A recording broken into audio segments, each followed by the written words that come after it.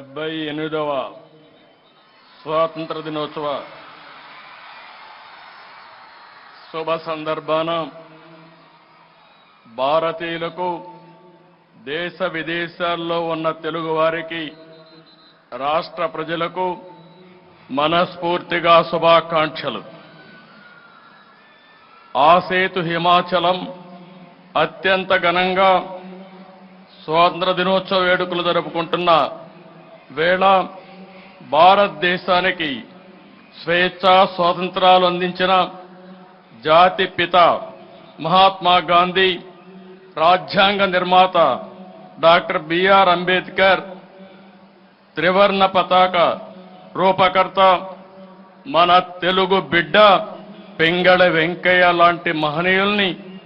స్వాతంత్ర సమర యోధుల త్యాగాలను స్మరించుకుంటూ వారికి ముందుగా